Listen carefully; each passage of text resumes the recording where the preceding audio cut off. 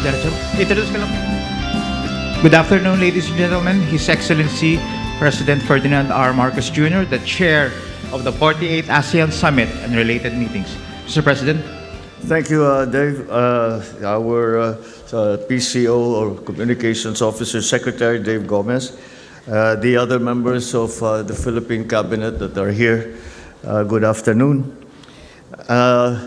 On behalf of the Filipino people, let me begin by thanking the members of the press for joining us here in Cebu for the 48th ASEAN Summit and related meetings. Your work of translating the outcomes of ASEAN into stories that matter to families across Southeast Asia is not merely appreciated, it is indispensable. The Philippines, as chair, considers you partners in telling the ASEAN story. That partnership carries special weight at this moment. The global landscape has rarely been more complex or more consequential. In the past 2 months alone, rising oil prices driven up by the Middle East conflict have pushed up the cost of basic goods and placed ASEAN nationals in harm's way around the world.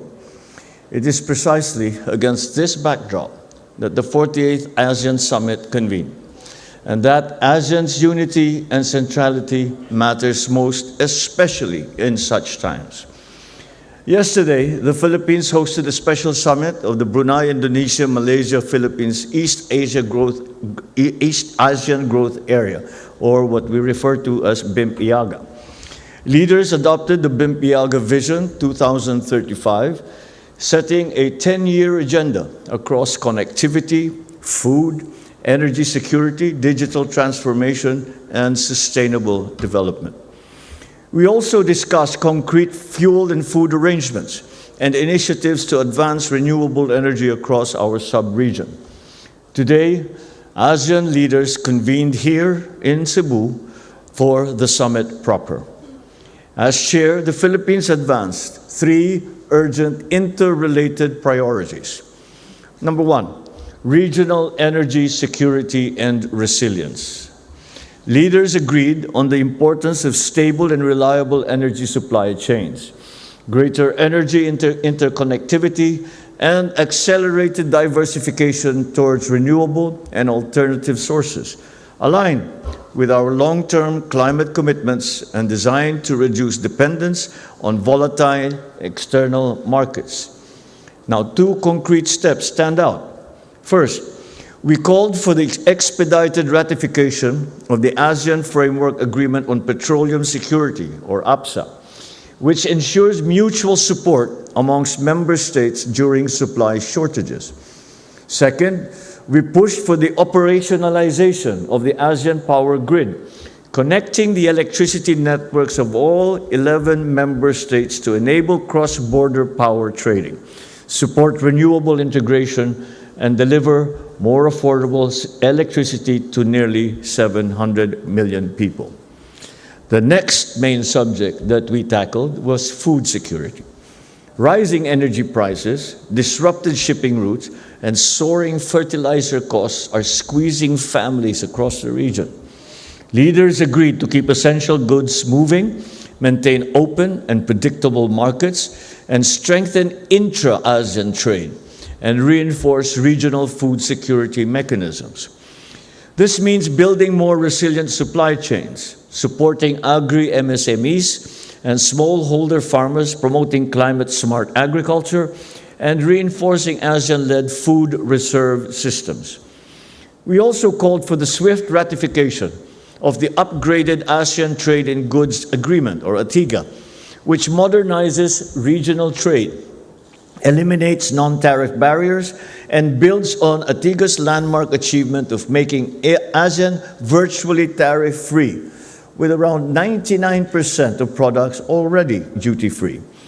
Critically, its crisis provisions ensure that essential goods continue to flow during emergencies. And the third main topic was the safety of ASEAN nationals abroad. For the Philippines, this remains a deeply important priority. Millions of Filipinos live and work overseas in shipping, in healthcare, construction, and other sectors vulnerable to global disruptions. ASEAN agreed to work more closely together through faster coordination, accelerated information sharing, stronger cooperation with host governments, and timely support for those ASEAN nationals who may need urgent assistance, evacuation, and/or repatriation. Across all of these three priorities, ASEAN agreed that our response must remain people-centered. We also recognize the role of innovation. AI and digital tools can sharpen energy forecasting, food system monitoring, and special protection delivery, provided they remain anchored in human judgment, accountability, and in global standards. At the plenary session earlier today, we welcomed the support of the Asian Development Bank, President Masato Kanda, for ASEAN, including through programs in regional connectivity, capital markets, AI readiness, energy security, food security, the blue economy, social protection, and health. We look forward to enhancing our cooperation with ADB through its planned support for major ASEAN initiatives, such as the ASEAN Power Grid, ASEAN Capital Markets Initiative, AI readiness, blue economy, and resilient rivers.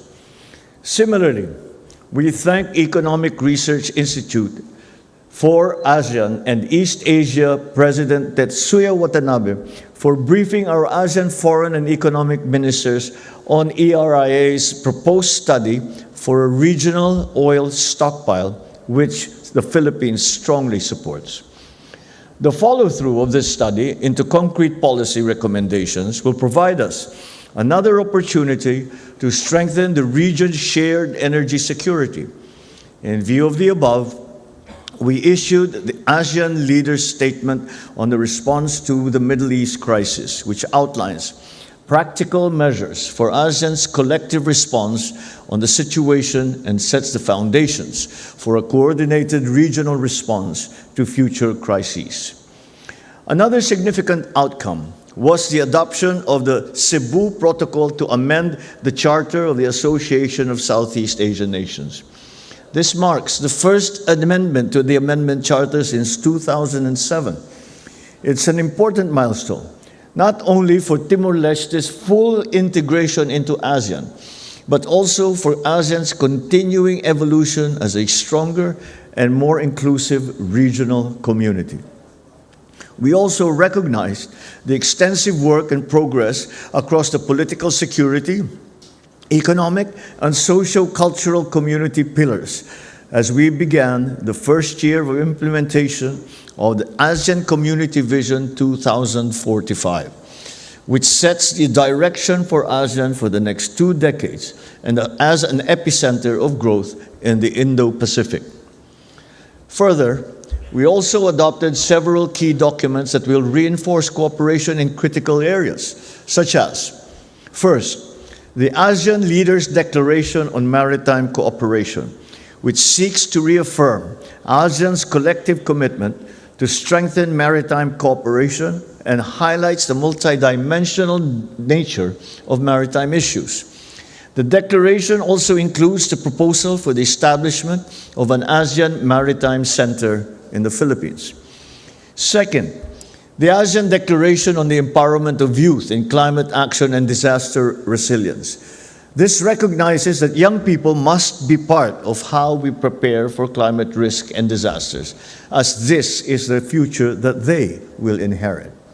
And third, the ASEAN Leaders' Statement on ASEAN Convergence on Disaster Response, the ASEAN Strategic Protocol for Emergency and Comprehensive Transformation, or ASPECT framework. It bolsters regional coordination during emergencies.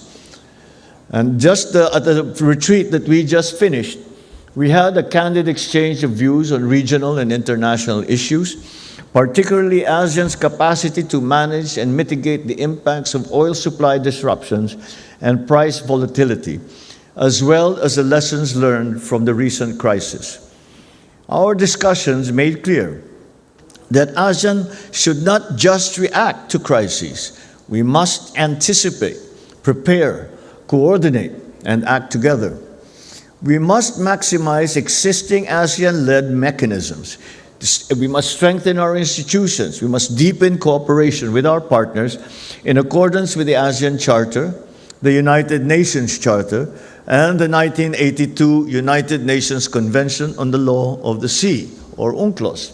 Also, the Treaty of Amity and Cooperation in Southeast Asia and the principles of international law. Today, we made important progress in bringing ASEAN leaders together as the world confronts profound global uncertainty and economic volatility. But of course, the work is far from over. So in the days ahead, we will continue with our incessant pursuit of improving the lives of ASEAN families and chart a future that is peaceful, prosperous, and people-centered. The Philippines, as chair, extends its appreciation to all ASEAN member states for their trust, their support, and their very constructive participation. We also thank the ASEAN Secretariat, our partners, and all those who have worked tirelessly to ensure the success of the 48th ASEAN Summit and related meetings. The full chair's statement and outcome documents following the discussions during the summit will be made available through the official channels of the ASEAN 2026 Philippines Chairship, Department of Foreign Affairs, and of ASEAN. Thank you. Maraming salamat po. Now, I will open the floor to some questions. Your Excellency. Mr. President, we received questions in advance of this press conference, so we will call those who submitted the questions first, and if we have time, we'll open the floor for some more questions. So the first question will come from Wang Zheng of CCTV.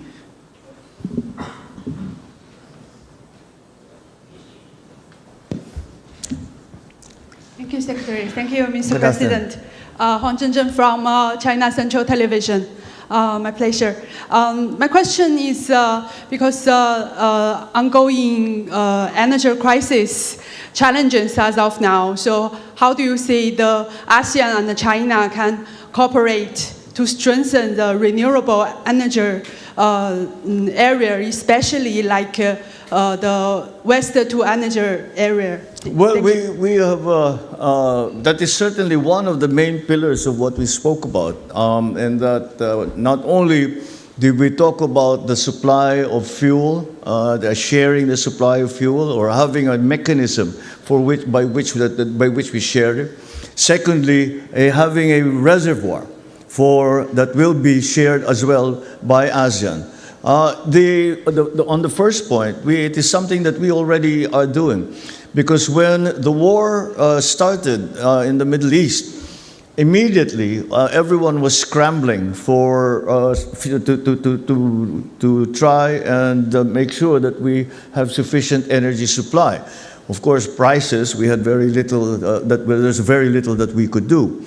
But we already were in very close coordination with our ASEAN partners, and we were looking, we were discussing together where, how, what can we do to help one another, and it has been a very successful enterprise. And I think that the reason, at least I can speak for the Philippines, that we have, I would say, a good supply of the different types of fuel. We have diesel, of kerosene, of jet fuel, of gasoline. All of these things we have a reasonable supply, is because of the assistance and the cooperation of our partners in ASEAN, and of course in other countries as well.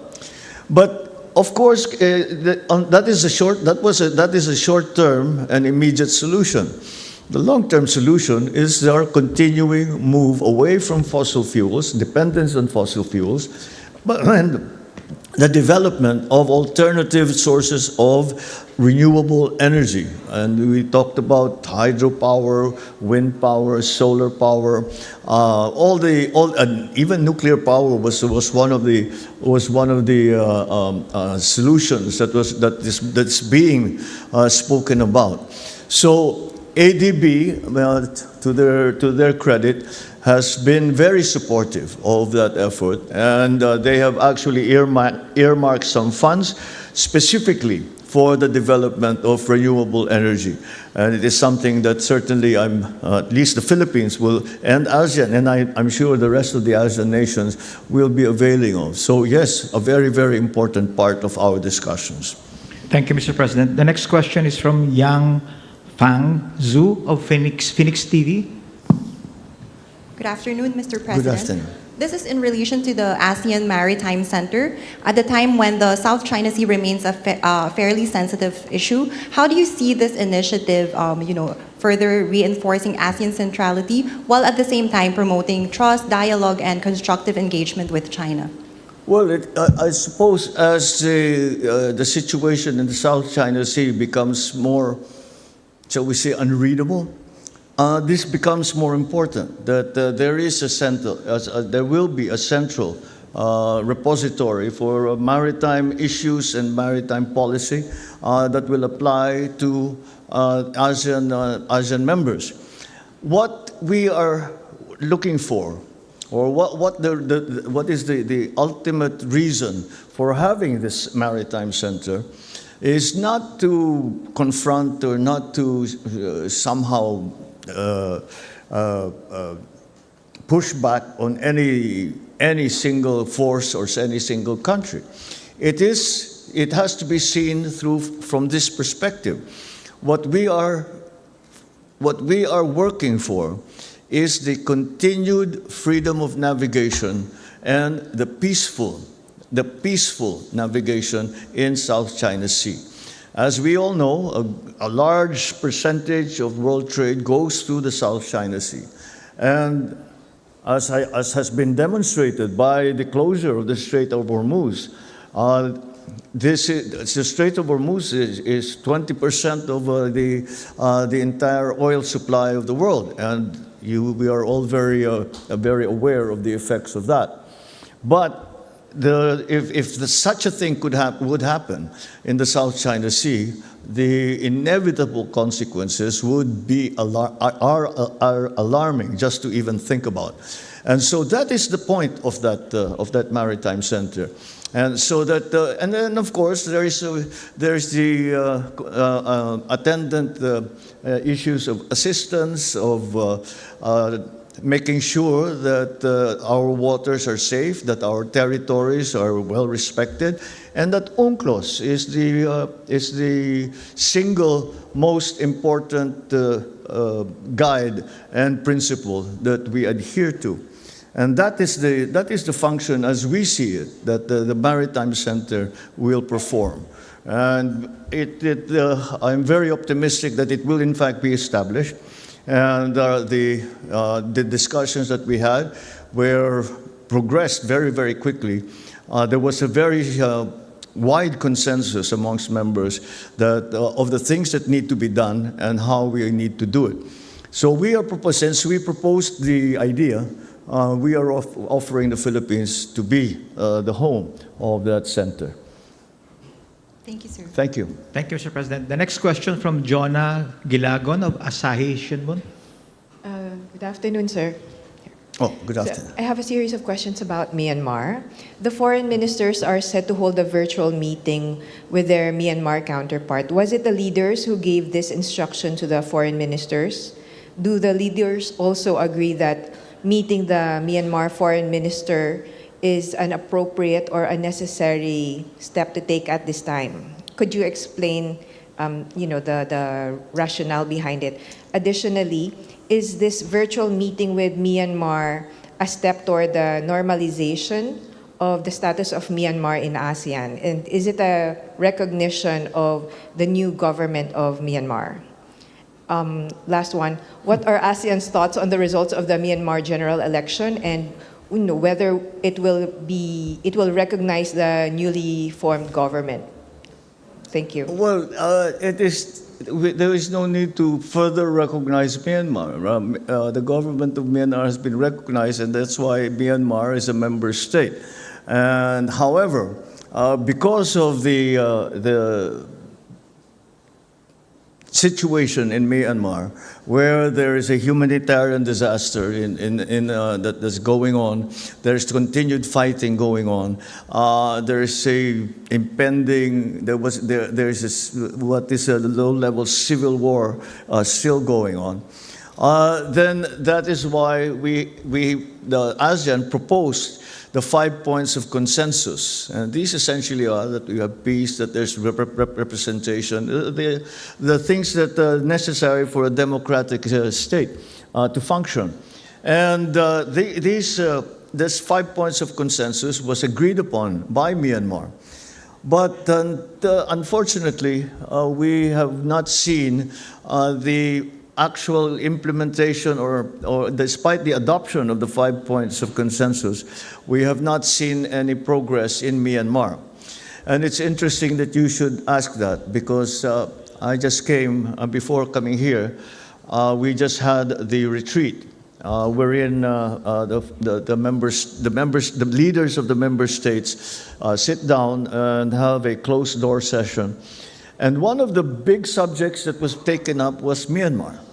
And I believe that it is many of the members aired their frustration about the lack of progress in the process of normalizing the situation in Myanmar and trying to find a way forward, trying to find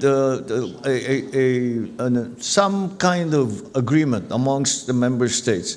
We all agree that we would like to see more progress. We all agree that we all should try very hard to find ways to shift what has become moribund process right now. It is not moving. And certainly, although we will not abandon any of the main principles by which by which ASEAN operates, such as the respect for human rights, the rule of law, and in the specific case of Myanmar, on the 5 points, there was the beginnings amongst in that discussion. It was a very, very vibrant discussion and in some cases, at some points, emotional discussion, because as I said during the retreat, and I don't think I'm betraying any confidence when I say this, that we have to do something because Myanmar is not merely a trade partner. Myanmar is not merely a friend to ASEAN. Myanmar is part of the ASEAN family. And it is a tragedy when a family member is left out of the family for whatever reason. And so there was I think, a tacit agreement that we need to do more. We need to find what those things, we need to find other ways to move the process forward. What those other ways are is something that we now will have to go away and think about. And we agreed that our foreign ministers, our foreign secretary, would that first of all that the leaders would try to find any ideas. Because as we were sitting there, we said, we don't have the answers here. These things will not be decided now. But we will go away and try and find, maybe think about what can be done to improve the process and to start to see some progress in that process of normalizing, once again, normalizing the situation in Myanmar. So it's still a thorny problem for which we cannot say that there are obvious solutions. But there has been a nano shift, perhaps, in the approach to the situation in Myanmar. There are no definitive answers as yet, but we are certainly going to work on it very, very hard. Thank you, Mr. President. The next question from Chad Williams, Agence France Presse. Chad? There you are. You basically pretty thoroughly answered my questions just now, Mr. President. It's pretty clear there's a divide, though, and I'm wondering what the main role the Philippines as chair can play in bridging the divide, these different opinions about how best to eventually reintegrate Myanmar. I know Thailand is pushing hard for it. They've got border issues and any other number of reasons to do so. Malaysia just yesterday said that Myanmar has not done nearly enough to earn high-level talks. So yeah, I'm just wondering what you think, especially from the Myanmar perspective, what's the baseline concession they need to be offering to get the ball rolling? Well, I suppose in a way we have asked our question, that question of ourselves, and that was I think the nub of the discussion that we had today. And that question is not that we certainly do not believe that we have not done enough, but the question was different. The question was, what more can we do? And that's how the discussion was directed. And what more can we do? Because it's not moving forward. And ASEAN has taken a position, and I think it is a correct one. And we still hope that that position will be consistent to whatever agreements we come to with Myanmar.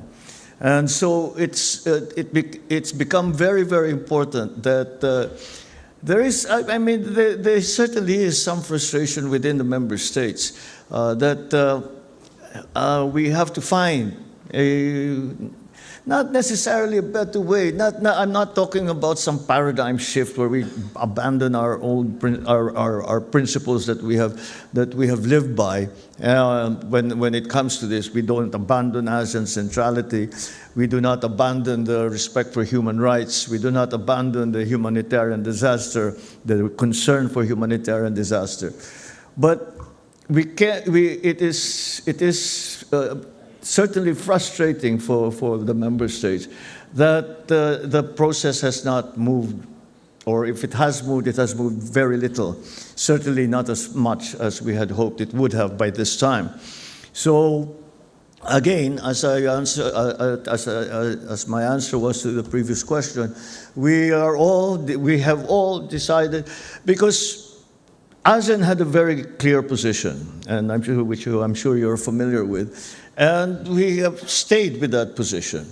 Now maybe it's time to what we were talking about was not talking about changing our position or changing the things that we are aspiring to achieve, but perhaps seeing this methodology could be better or could be fine-tuned further. And one of the arguments that was made is that the world has turned. How many times since we started this discussion, since we started having to deal with this situation? And perhaps the context has changed a little bit. And maybe we should take that into account. That's not necessarily the case, but this is the discussion that we had. Thank you, Mr. President. A couple of questions from the Malacanang Press Corps. The first one from Maricar Sarkan, Brigada. Sir, regarding lang po ulit dun sa ASEAN Maritime Center, what is our timeline for making this center fully operational, and how soon can we expect it to start coordinating actual maritime security efforts? Okay, the concept of it, the principle of it is fully agreed on. We don't know, we actually I did not hear any arguments against it. So now the job before us, before I can answer your question what the timeline is, the job before us is to put together the framework for what is this maritime center going to look like, who will be involved, and what their involvement will be, who will fund it, where will it be, what is it supposed to do in the first place, and all of those questions have yet to be answered. But today, what we really confronted was the question, do we want to do this? Is this a good idea, do you think? And the unanimous answer was yes. So, again, this is a new concept, and that's why we still have to put the structure in place, the framework in place. We have to put the mission in place. Although that perhaps is something that we already have a fairly good idea about, but we have to get it written down in black and white.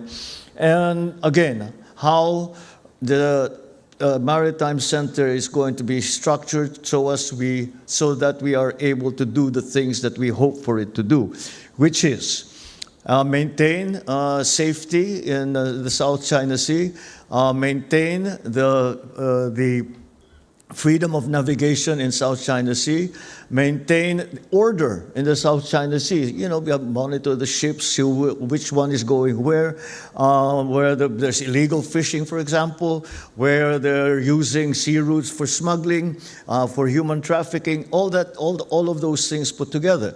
So it's going to be a big job because that's the traffic, the vessel traffic in the South China Sea is immense. And how to regulate that, how to monitor that is something that we are going to have to decide what to do. All the maritime countries around the South China Sea already do that, but they do that individually. The idea of the Maritime Center is to make a cohesive organization that will put together all the efforts of all the different countries, ASEAN, and even other countries outside of ASEAN who have an interest, who are stakeholders, put it together so that we are working together with one another, helping each other, and hopefully achieve some kind of, we are able to put together all our efforts so that there are no gaps in what we are trying to do, there is no duplication of work, and again, we maintain the peace in the South China Sea. Thank you, Mr. President. The next question from Ivan Mayrina, GMA 7. Good afternoon, Mr. President. Good afternoon. This is on the point of energy security and mutual support among member states. Yes. Did the Philippines get new supply commitments from our ASEAN neighbors? Did we get new? Supply commitments? And if so, how firm and dependable are these commitments, given that our neighbors are facing the same crisis and they will naturally prioritize their own interests? Well, actually, we did not talk about supply. Not here. You know why? Because we already have been discussing this for the past, few months, 3 months. And the arrangements for supply, for fuel supply, have already been made with not only member states, but the states outside of ASEAN. And so this is not something that needed to be put together any longer, because our supply lines were immediately established. I mean, the war started February 28. February, by the next day, this government, at least, was already in contact with all our suppliers, and beyond that, we were also looking for other suppliers, so what we can refer to as non-traditional suppliers, all the way out to Africa, to Latin America, who before we did not really get a supply from. So no, it wasn't discussed because we have already made. They are essentially bilateral arrangements. The one thing that we talked about that was that concerned fuel supply was a fuel reserve. That to put together a fuel reserve is something like the emergency rice reserve. That came up too because we talked about food. So to increase the rice emergency rice reserve that we share with one another when there is a crisis, and enlarge that, but also the oil products or different oil products reserve, because the situation right now is very different from each country. Some countries have a surplus of a certain kind of fuel. Other people have shortage, and we're trying to balance that out. But beyond that is the reserve, so that we have something in reserve. And when something like this happens, a war happens, a trade route like the Strait of Hormuz is closed, and with all the attendant effects, we have somewhere to immediately run to for emergency supply. That's more what we discussed, rather than arrangements to, it's left to individual countries to make their own arrangements on how to gain supply, because we are all in a different situation.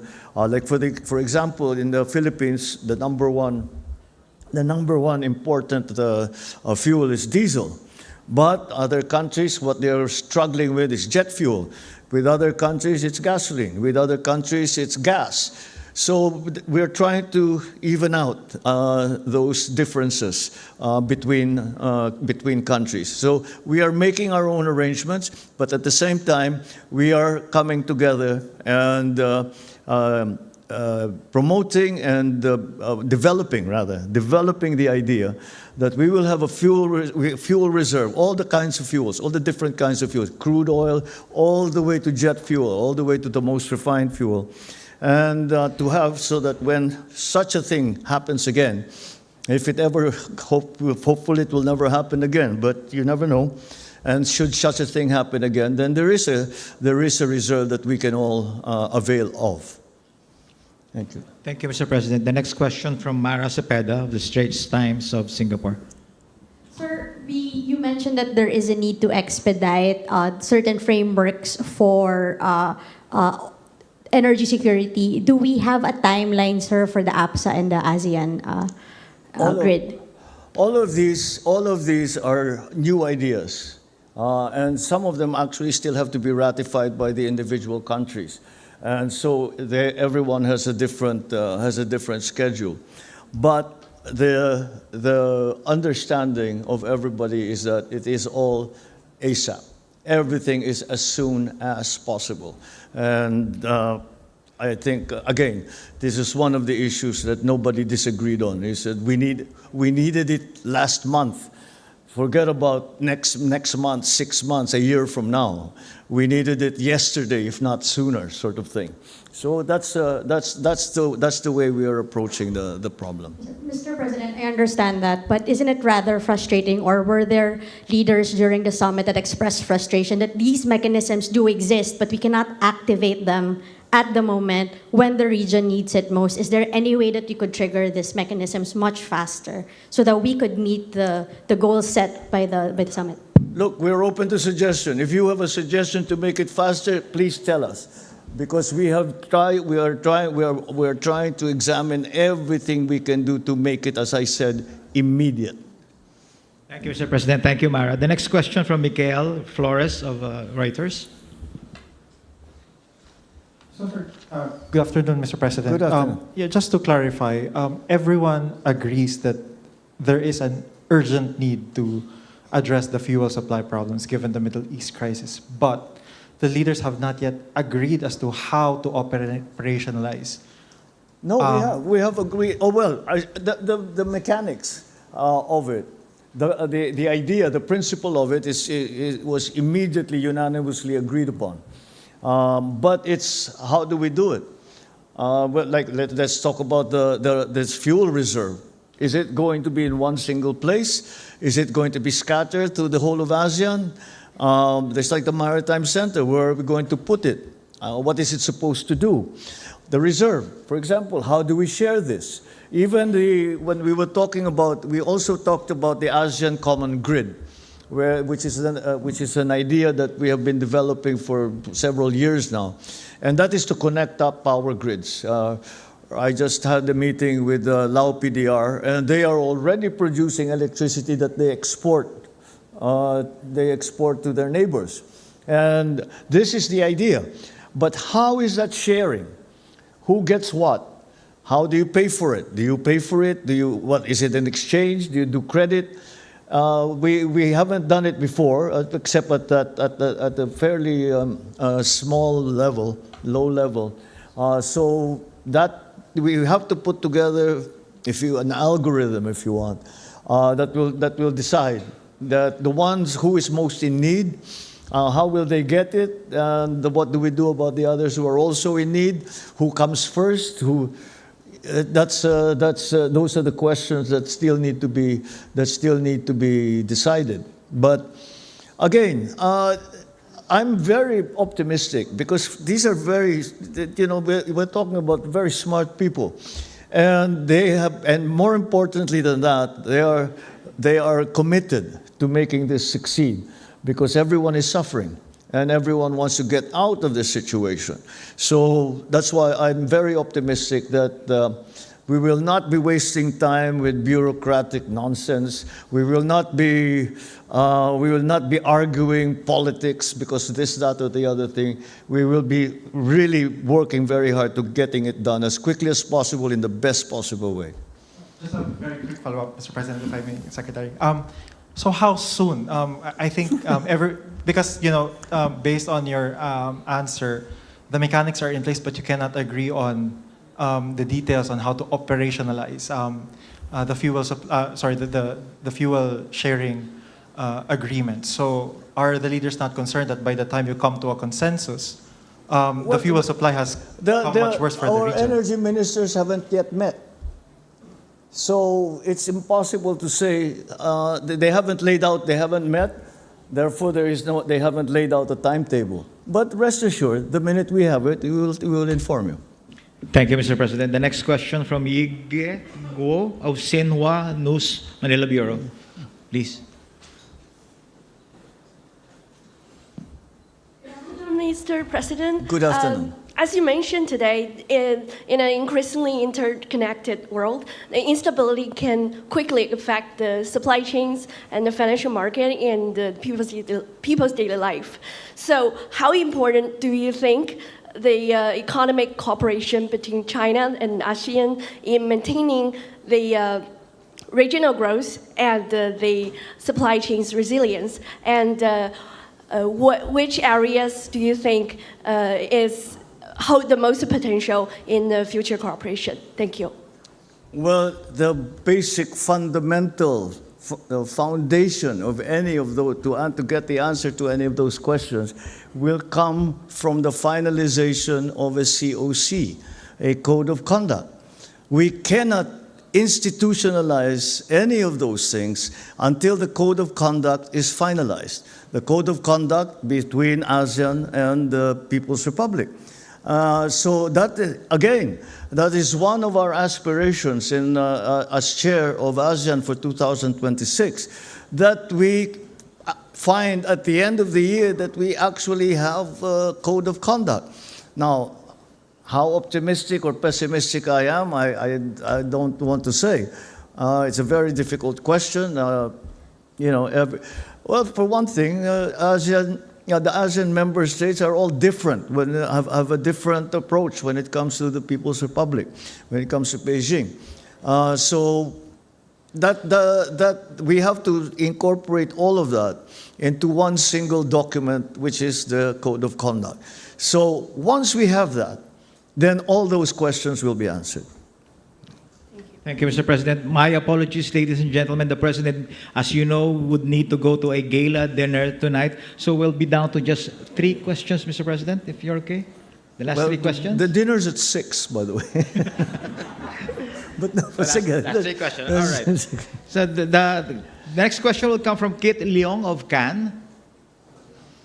Yes, Kit. Good evening, Mr. President. Good. Mr. President, earlier you mentioned that there was a nano shift seen in Myanmar. Can I get you to elaborate on that? And also, what is Myanmar's response to ASEAN's request to meet Daw Aung San Suu Kyi? And would eventual access to her shape the overall decisions ASEAN has on Myanmar? Thank you. Well, that is one of the main aspects of it. Is the status and the treatment of the lady, as she has come to be called. But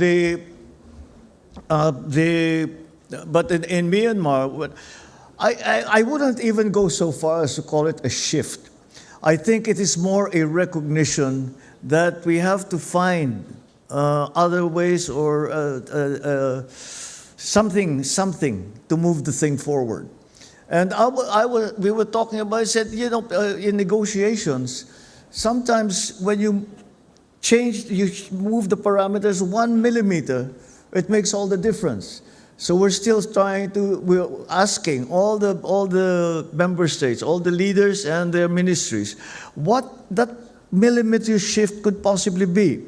And I think everyone is very enthusiastic to come up with their own ideas.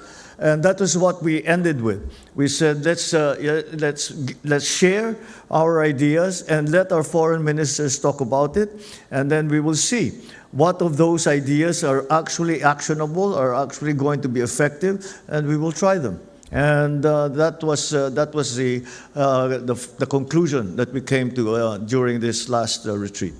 Sorry, Mr. President. Sorry, just a follow-up. What about Myanmar's response to ASEAN's request to meet Daw Aung San Suu Kyi? I'm sorry, what? What is Myanmar's response to ASEAN's request for the envoy to meet Daw Aung San Suu Kyi? We didn't move on that. That is one of the main aspects of our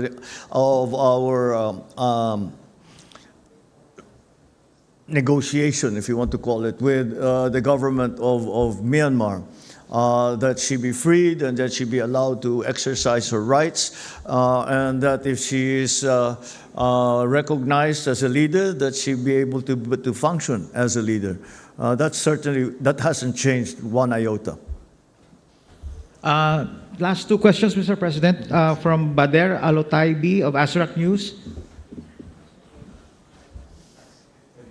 Thanks, Mr. President.